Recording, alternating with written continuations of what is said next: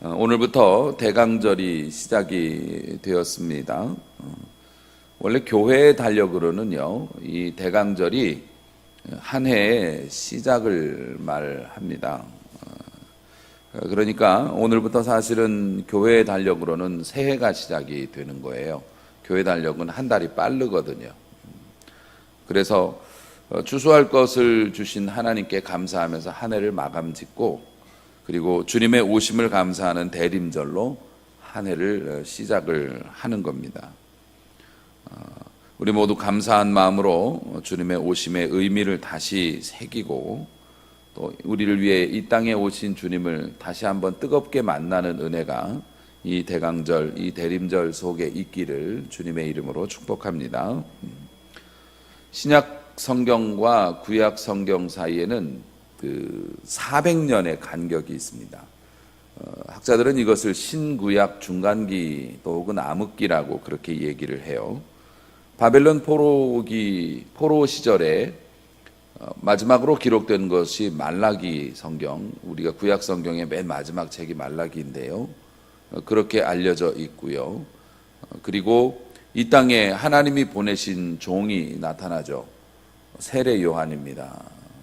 세례 요한이 예수님보다 먼저 이 땅에서 하늘나라의 복음을 전파하고 주님의 오심을 이제 물렀거라 우리 주님이 오신다라고 하는 그 외침을 외칠 때까지의 간격이 약 400년 정도 됐다는 거예요. 성경의 역사는 세례 요한이 출현할 때까지 하나님께서 선지자나 또 혹은 새로운 말씀을 기록할 만한 특별한 영을 주시지를 않은 거예요. 결국 하나님의 말씀도 끊어졌고, 또 하나님의 말씀을 힘주어 전파하는 주의 종도 나타나지 않고, 그 기간이 한 달, 두 달, 1년, 2년이 아니라 무려 400년의 기간이라는 거죠. 그러면 사람들은 하늘에 대한 소망도 없고 그냥 딱딱하게 굳어진 신앙생활을 하면서 새로운 은혜가 유입이 되지 않으니까 그냥 아무 희망도 없고 소망도 없고 세상이 죽은 것처럼 잠들어 있었던 거죠, 영적으로는. 그때 이스라엘 나라 땅에 2000여 년 전에 작은 한 아기가 하늘의 별과 함께 태어나므로 하나님의 응답이 시작이 되고 하나님의 침묵이 깨지는 놀라운 역사가 일어났죠. 그분이 바로 예수 그리스도이고, 그분의 오심을 기념하는 절기가 이 대강절 또 성탄절 그런 겁니다. 우리들이 말씀을 통해서 많이 보았습니다만 사람이 하나님께로부터 여러 가지 벌을 받게 됩니다. 잘못하면 벌을 받겠죠. 그 받는 벌 중에서 제일 큰 벌이라고 할 수 있는 벌이 유기입니다. 하나님께서 내버려 두시는 거예요. 그냥 방치하시는 거예요. 그가 하나님을 불러도 대답을 안 하세요. 그냥 못 본 채 하는 겁니다.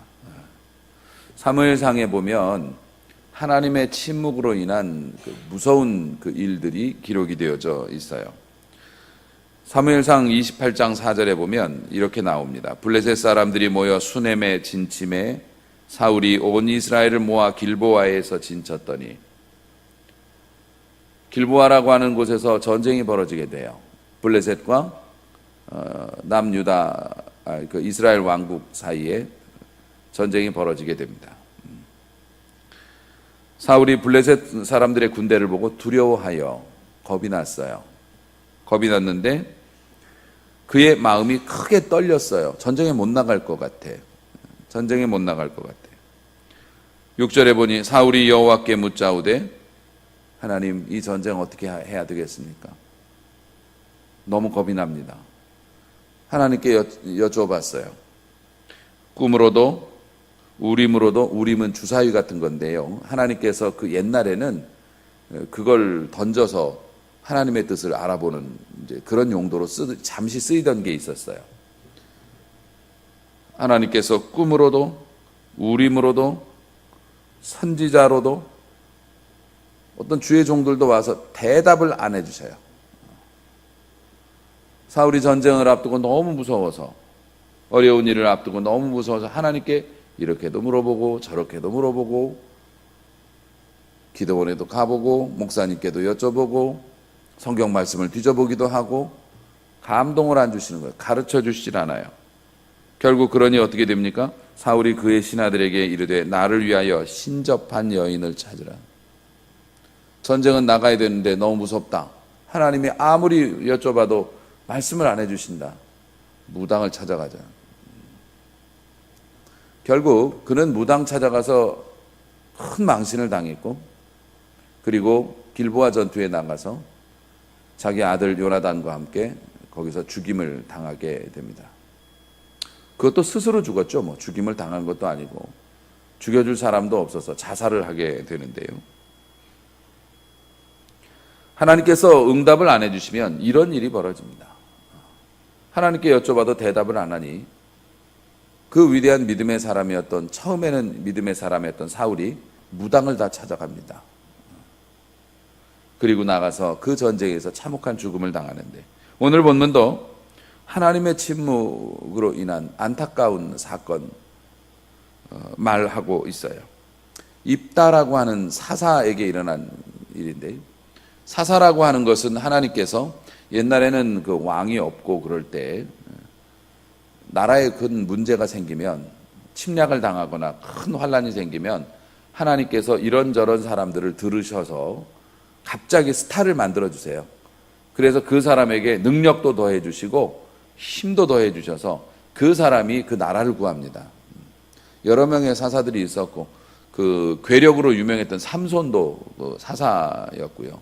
또 여자 사사 드보라도 있었고, 뭐 그런 사사들이 일어나서 나라를 이렇게 지키죠. 그 입다라고 하는 사람은 원래는 그 종교적인 사람이 아니었어요. 이 사람은 싸움을 잘하는 무장이었습니다. 무신이었는데요. 근데 이 사람이 워낙 싸움을 잘하는 큰 용사였는데, 이 사람이 어머니가 기생이에요. 홍길동 같은 사람인 거예요. 어머니가 기생이어서 사람들이 입다가 막 열심히 하고 공을 세우고 그래도 자꾸 비판을 해. 무슨 뜻인지 아시겠죠? 이 사람이 잘 나가면 잘 나갈수록 그 사람의 출신 성분에 대해서 계속 사람들이 댓글을 다는 거예요. 악성 댓글을. 그러니까 입다가 속이 상해가지고 에이, 내가 이 나라에서 살 수 없다. 그래가지고 이스라엘을 벗어나서 이제 광야에서 자기 식구들하고 따로 살고 있었습니다. 그런데 그 도비라고 하는 이 땅에 살고 있었는데요. 암몬 사람들이 이스라엘을 치려고 길르앗에 모여서 전쟁이 벌어진 거예요. 이 사람들은 농사 끝내면 전쟁들을 하거든요. 농번기 때는 일단은 농사를 쳐요, 다. 그 곡식 다 걷어놓은 다음에 이번에는 어느 땅을 뺏을까? 그러면서 전쟁을 시작해요. 그래서 이제 전쟁이 벌어진 거예요. 전쟁이 벌어졌는데 이스라엘도 이제 맞서서 미스바에다가 진을 쳤습니다. 서로 이제 진영이 이렇게 있죠. 그리고 이제 나가서 싸우게 되는 거죠. 그런 전쟁이 벌어졌는데 암몬과의 이 전쟁을 이끌 사람이 없는 거예요. 용사가 없는 거예요. 위대한 장군이 없어요. 옛날 전쟁은 무조건 육박전이 아니라 그 헤드끼리 나와가지고서 일단 단판을 한번 짓고, 골리앗과 다윗처럼 말입니다. 너네 대표 나와, 우리 대표 나가. 거기서 먼저 싸워요. 그래가지고 거기서 지게 되면 사기도 떨어질 뿐만 아니라 아예 협상을 하는 경우도 많았기 때문에 대표 선수를 내보내야 되는데 이쪽에서 나갈 만한 사람이 없네. 그러니까 자기들이 쫓아냈던, 자기들과 이렇게 돼가지고 나갔던 입다한테 가가지고서 부탁을 해요. 당신이 우리를 위해서 좀 싸워주면 안 되나? 입다 입장에서는 싸우겠습니까? 안 싸우겠습니까? 나한테 맨날 그렇게 댓글 달고 뭐라고 내가 공을 세우면 그렇게 옆에서 그러던 사람들이 아쉬우니까 이제 와가지고 뭔 소리를 하느냐고. 나 안 간다고. 알아서 하시라고. 그러면 이 사람들이 또 그냥 갑니까? 아, 미안하다고. 만약에 요번에 전쟁에 나가서 이기게 되면 간단하게 줄여 말하면 너를 우리의 왕으로 삼겠다, 이런 거예요. 네가 우리의 우두머리가 될 것이고 이 나라를 다스려 주라. 나가서 전쟁에 나가서 승리만 할 수 있다면 우리가 모든 권력을 당신에게 넘겨주겠어. 이런 약속을 하니까 입다가 솔깃하죠. 왜냐하면 그동안에 무시당했잖아요. 그동안에 천대받았잖아요. 이거 괜찮은 일인데 또 뭐 싸움하는 건 또 내 전공이기도 하니까. 이래가지고서 전투를 벌이게 된 것이었죠. 네, 암몬과의 이게 전쟁이 이스라엘 사람들이 괜히 입다에게 찾아간 게 아니에요. 암몬의 전력이 워낙 강했기 때문에 입다가 알았습니다. 내가 그럼 대표로 나가서 싸우죠. 그리고 나가서 봐도 자기가 봐도 불리한 전쟁이죠. 못 이길 것 같아. 그러니까 이 입다가 무리수를 둔 겁니다. 치명적인 실수를 한 겁니다. 오늘 읽은 본문에도 그렇게 나옵니다마는 하나님께 서원을 합니다. 우리 서원이라는 얘기 많이 듣지만은 하나님께 약속하는 거예요. 뭘 걸고. 그래서 하나님, 만약에 이번 계약이 혹은 하나님 제가 이 직장에 들어가게 된다면 제가 일평생 동안 혹은 뭐 10년 동안 교회 바닥 청소를 하겠습니다. 이것도 서원이에요. 저를 뭐 이렇게 되게만 해주신다면 제가 뭐 제 재산을 다 바치겠습니다. 뭐 이런 식으로 거는 거예요. 하나님 앞에. 서원은 굉장히 조심해야 하는 것으로 알려져 있고요. 서원은 또 그렇다고 해서 서원을 교회에서 금하지는 않습니다. 왜냐하면 하나님 앞에 그만큼 간절한 마음을, 그게 또 믿음이기도 하니까요. 하지만 서원은 굉장히 양날의 칼과 같아서 실제로 하나님께서 응답해서 이 일이 이루어졌을 때 내 마음이 변심할 가능성이 굉장히 많습니다. 왜냐하면 자기도 그 소원을 이루기 위해서 무리한 걸 걸거든요. 정말 어려운 걸 거는 거예요. 그래야 하나님과 이게 좀 어느 정도 될 거라고 생각을 하고 거는 거기 때문에. 안 그렇겠습니까? 하나님, 제가 정말 가고 싶은 직장이 있는데 그 직장 원서를 넣었는데요, 그 직장 합격시켜 주시면 제가 500원 드릴게요. 그럴 수는 없는 거잖아요. 큰 거 걸어야지. 나도 진짜 벅찬 거 걸어야지. 제가 교회 한 번도 빠지지 않고 하루 종일 나가서 봉사하고 헌신하고 이것도 하고 저것도 하고 다 할게요. 뭐 이 정도는 걸어야 될 거 아니에요. 하나님, 제가 뭐 얼마만큼의 헌금을 하겠습니다. 이걸 주시면. 이 정도는 해야지. 자기도 부담스러울 정도로 해야 되는데 이게 실제로 이루어졌을 때 어른들이 그런 말씀하셨어요. 화장실에 갈 때하고 올 때의 마음은 전혀 다른 거라고. 그렇기 때문에 그게 그날따라 유난히 시험 볼 때 내가 컨디션이 좋았던 것 같아. 그래서 된 것 같기도 하고, 굳이 하나님이 뭐 그렇게 표신하게 된 것 같지도 않던데 꼭 내가 이렇게까지 해야 되나, 이렇게 했다가는 하나님 앞에 서원한 것에 대해서는 이걸 지키지 못했을 때 문제가 발생된다고 하는 뿌리 깊은 관념을 가지고 있기 때문에, 그래서 믿음의 덕이 안 되죠. 그래서 서원은 굉장히 위험한 거죠. 하지만 우리가 금식기도와 마찬가지로 하나님 앞에 절박할 때 나의 믿음을 보여드리고 또 그것을 통해서, 그 서원을 통해서 하나님이 축복해 주시고 내가 하나님 앞에 더 많이 쓰임받고 헌신할 수 있는 공식적인 길을 여는 거기 때문에 서원은 위험하지만 또 좋은 것이기도 해요. 기도를 많이 하고 그렇게 이제 서원을 하려면 할 수 있는 거죠. 뭐 저 시집 안 갈래요. 뭐 이런 서원 같은 거 하시면 안 돼요. 그거는 진짜 하면 안 돼. 그러니까 여러분, 서원이라는 건 하실 마음이 있으면 목회자와 상담을 꼭 하셔야 돼요. 오늘 주제도 이 비슷한 내용인데 여러분이 떠오르는 생각을 다 하나님의 뜻이라고 생각하면 안 돼요. 내 마음에 들어오는 감동을 그걸 하나님의 뜻이라고 그렇게 생각하고 덜컥 결정하면 안 된다고요. 감동과 감정은 다른 거예요.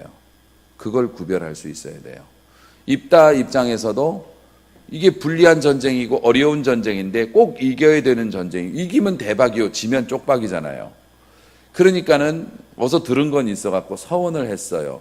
서원을 했는데 그 서원의 내용이 기가 막힌 내용이죠.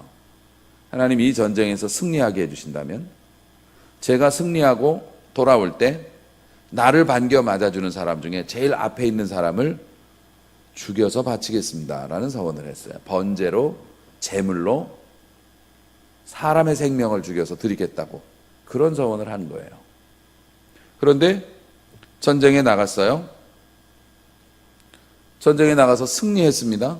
항복을 받아가지고 기쁜 마음으로 돌아오는데 자기를 영접하러 나오는 사람들이 누군가 하고 살펴보니 제일 앞장선 게 누구예요? 김에스더가 나온 거죠.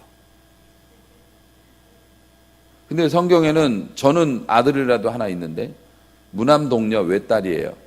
남자가 없고 자식이라고는 그 딸 하나 있으니 얼마나 이쁘겠어요. 무남동녀 외딸이 제일 앞장서가지고 우리 아버지 오신다고 소고 작은 북을 치면서 앞장서서 워십팀을 이끌고 막 뛰어나오고 있는 거예요. 아버지는 뒤집어졌죠. 주저앉았죠. 이게 뭔 일인가. 파국입니다. 파국. 비극입니다. 그런 일이 있었어요. 왜 이런 비극이 생겼을까? 오늘 주제는 사실 입다에 관한 내용은 사실 아니고 다른 곳에 있기 때문에 입다에 관해서는 성경적인 입장을 먼저 말씀을 드리자면 입다는 서원 안에도 이겼을 거예요. 서원 안에도 하나님께서 그 전쟁 이기게 하시려고 했던 전쟁이에요. 굳이 그렇게 안 해도 되는 거였어요. 그의 서원은 하나님의 은혜라는 거는 하나님이 일방적으로 주시는 건데 어떤 대가를 걸어서 하나님과 거래를 하려고 했던 불량한 마음이 있었던 겁니다. 그가 영적으로 좀 지식이 있었거나 선지자에게 물어봤거나 그랬으면 아마 지도를 받았을 텐데 괜히 혼자 서원을 한 거예요. 하나님은 이기게 해주시려고 했는데 괜히 서원을 했어요.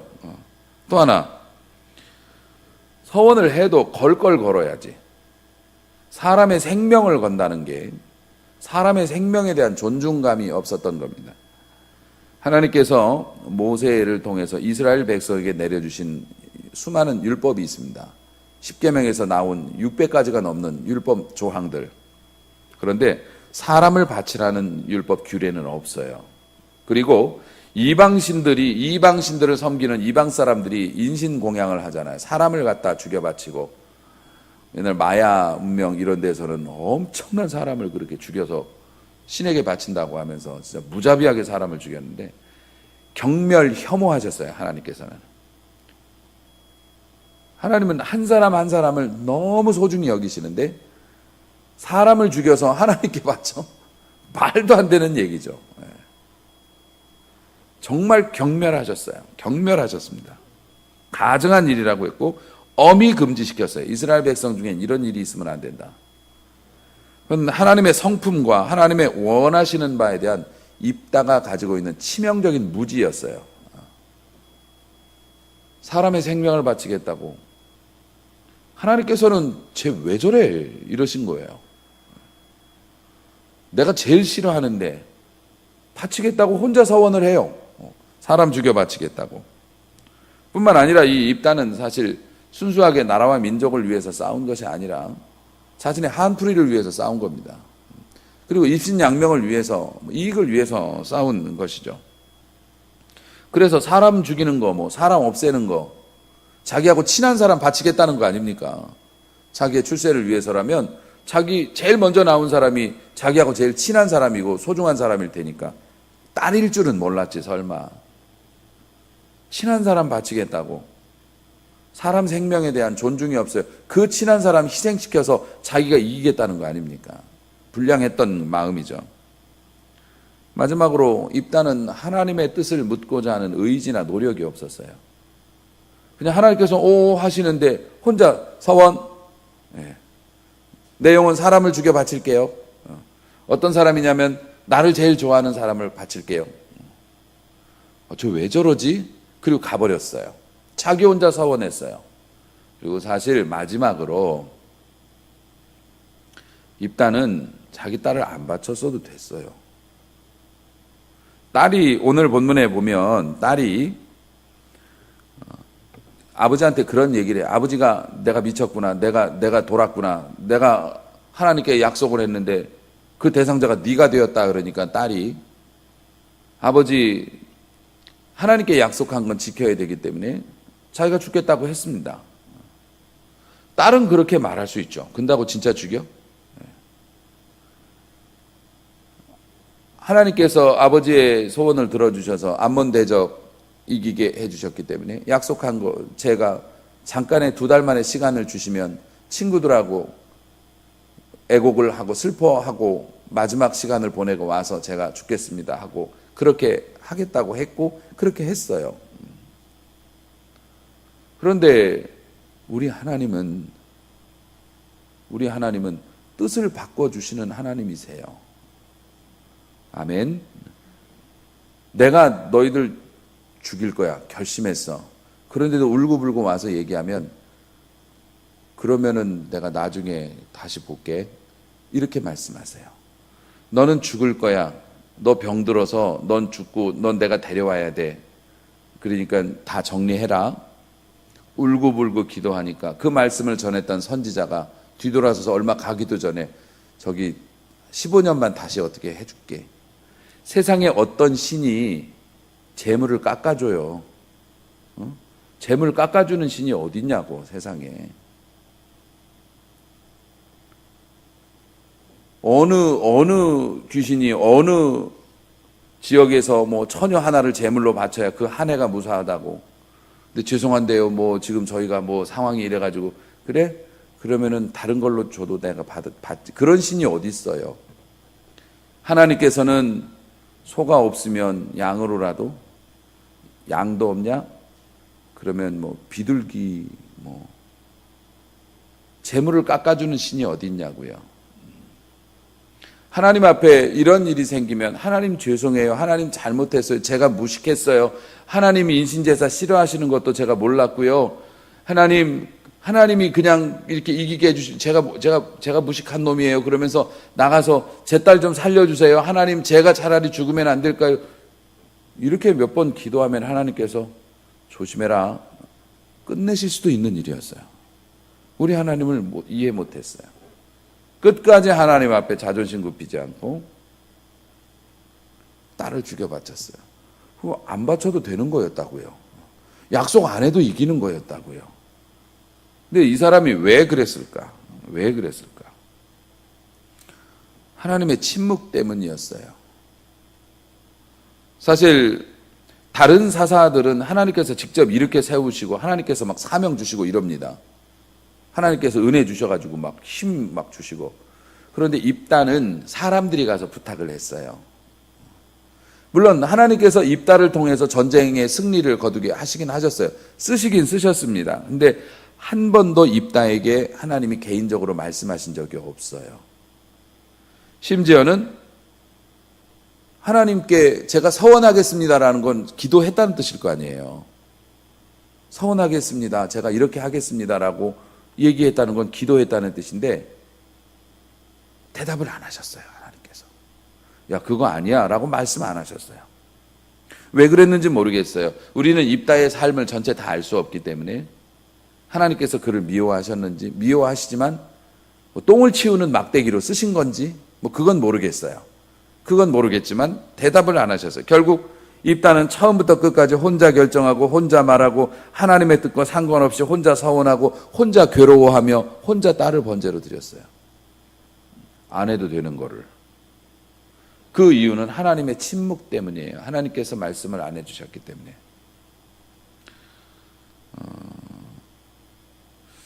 입다가 왜 이런 상황이 되었는지는 저도 잘 몰라요. 하나님과 입다 사이에 어떤 문제가 있었는지 저는 잘 알 수 없어요. 하지만 하나님은 말씀하지 않으셨고 입다는 내리는 결정, 족족 잘못된 결정을 계속 내리는 거죠. 서원을 할 때도, 그리고 딸의 문제에 있어서도, 딸을 죽여서 바쳐야 할 때도 계속 잘못된 결정을 내리고 하나님께서는 못 본 채 하고 계세요. 이 하나님의 침묵 앞에서 우리는 무엇을 깨닫는가?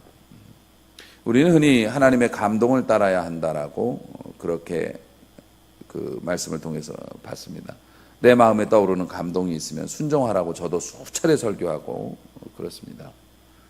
그런데 곰곰이 생각을 해보면 제가 묵상 중에 지난 주 중에 이제 그런 것들을 깨달아서 이 말씀을 준비하게 됐는데, 과연 내 마음에 솟아오르는 이 울컥하는 이 마음이 감동일까 감정일까? 저도 어떤 교회의 문제나 이런 것들 또 뭐 성도님들과의 관계에서 묵상하고 고민하고 그러다가 이렇게 해봐야겠다. 그래서 막 갑자기 힘이 생기고 용기가 나서 그렇게 했는데 역효과를 일으킨 경우가 몇 번 있었던 것 같아요. 안 하던 일인데 갑자기 용기가 생기고 이렇게 해봐야 되겠다. 그래서 그렇게 했는데 오히려 그것이 더 역효과가 나가지고 안 좋은 결과가 나왔던, 이상하다. 나는 감동을 따랐는데. 그런데 하나님께서 세미한 음성 중에 그런 저에게 그 생각을 주시더라고요. 감동이었을까 감정이었을까? 여러분, 우리의 마음이 움직이고 우리의 마음이 동요된다고 해서 다 하나님의 감동이라고 봐서는 안 된다고 여러분들에게 말씀을 드립니다. 성경은 분명히 배우고 확신한 일에 거하라라고 말씀하고 계십니다. 우리들의 감동과 우리들의 생각은 하나님의 말씀으로 검증을 받아야 하고, 하나님의 말씀과 나의 생각이 너무 동떨어져 있다고, 다시 말해서 우리는 용어나 뭐 친구와의 관계, 사업적인 문제인데 성경 말씀하고는 잘 매칭이 안 될 수도 있잖아요. 성경 말씀은 원리를 말씀하고 있는 거, 우리는 상황을 이야기하고 있는 거니까 이게 매칭이 안 되면 주의 종에게라도 검증을 받고 그렇게 해야 되는데, 저 같은 경우에도 저는 뭐 누구에게 검증받을 일도 없잖아요. 교회 내에서만큼은 부교육자님들과 뭐 의논도 해보고 그러기도 합니다만은, 저도 교회에 있어서 정말 중요한 문제는 선배 목사님을 찾아가서 여쭤봅니다. 제가 교회에서 이런 결정을 하려 하는데 목사님 생각은 어떠세요? 이렇게 물어봐서 접었던 적도 꽤 많이 있어요. 사랑하는 성도 여러분, 내 마음에 울컥하는 그 마음이 있다고 다 하나님의 뜻은 아니라고요. 심지어 지금 제가 말씀드리는 거는 좋은 감동이 아니라 나쁜 감동도 마찬가지예요. 이 교회에선 희망이 없나 봐. 아니면은 이 그룹에서는 내가 소망이 없다. 이것도 감동이에요. 그만둬야겠다. 집어치워야겠다. 뒤로 빠져야겠다. 하지 말아야겠다. 이것도 감동이라고요. 하나님이 나를 미워하시나 봐. 하나님께서 나를 싫어하시나 봐. 울컥하는 마음에 뭔 일이 잘 안 됐을 때 확 하고 올라오는 마음들이 있잖아요. 하나님께서 이 일 하지 말라는가 봐. 하나님께서 여기에 있지 말라는가 봐. 여러분, 자신의 마음에 떠오른 울컥하는 생각을 하나님의 생각이라고 말하면 안 돼요. 입다도 그랬을 거예요. 전쟁에 나가야 되는데 울컥했을 거예요. 하나님이 도와주시면 좋겠는데 뭘 걸지? 나는 뭘 걸지? 거기서부터 잘못된 거였죠. 그러면 나에게 제일 아까운 걸 걸어야 되는데 나하고 제일 친한 사람을 죽이겠다고 선언을 할까? 그건 자기의 감정이었던 거죠. 배우고 확신한 일에 거한 게 아니었던 거죠. 결국엔 그러한 자신의 감동, 자신의 감정에 의한 결정은, 그래서 우리들이 세상 사람들도 그런 말을 합니다. 기분이 나쁠 때는, 기분이 언짢을 때 하는 중요한 결정은 다 잘못될 수 있다고.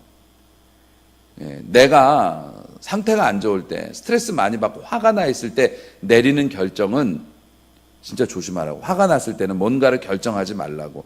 내 마음이 편안해지고 좀 여유로워졌을 때 결정을 내려야지, 내 마음이 막 이렇게 이럴 때 내리는 결정은 다 잘못된 것일 가능성이 있다고 이야기하지 않습니까? 여러분, 감동과 감정은 구별해야 되는데요. 하나님의 말씀 없이 행하고 하나님의 침묵에도 불구하고 자신의 생각을 하나님의 생각이라고 우기면서 밀어붙이는 일이 없어야 한다는 거예요. 다시 말해서 하나님의 침묵을 오케이라고 생각하면 안 돼요. 입단은 자기가 그렇게 서원을 했는데 하나님이 아무 말씀도 안 하시니까 그래요, 그럼 그렇게 합니다, 이렇게 나갔던 거잖아요. 하나님의 침묵이 오케이는 아니라고요. 여러분이 잘못했을 때 하나님이 벌을 주시지 않는다고 해서 그게 여러분이 잘하고 있는 건 아닌 듯이.